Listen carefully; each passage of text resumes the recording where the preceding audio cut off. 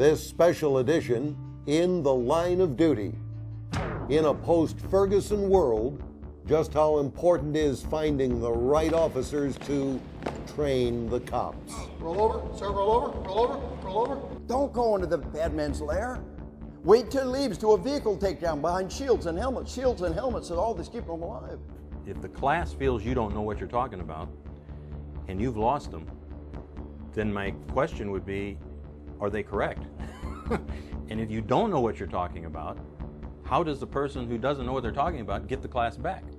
You're going to lose that hour or that block. And that's a sad situation. That's 30 people, 30 hours being wasted. So it's very important that you are prepared, that you do know what you're talking about. Simply by taking in this configuration, I will not jam my weapon. The bottom line is if you've lost them, it's very difficult to get them back. Lessons learned and continuing education for officers everywhere in the line of duty.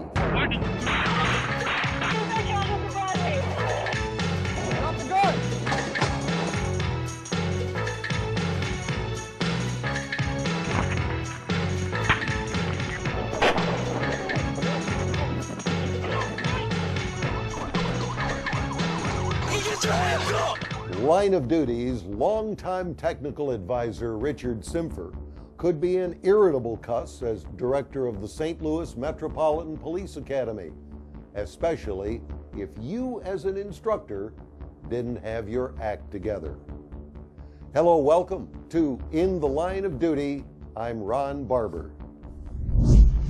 Rich absolutely had a list of definites and musts for his instructors at the academy.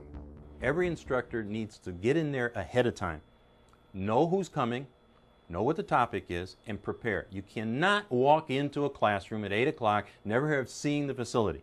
You've got to get there the night before or earlier to make sure you got chalk for the chalkboard, that there's an electric outlet if you're using PowerPoint, that there's an electric outlet if you got the overhead projector. Is there enough chairs and so forth? If it's a small class, then make it a semicircle, make it a circle so that people feel next to each other. Have them get next to somebody and introduce themselves or the person next to them. If it's a big class and it's a full auditorium, there's not a whole lot I can do except me move and make connection with them. If somebody were to ask you, what is verbal judo about in one sentence, the best answer I know of is, showtime!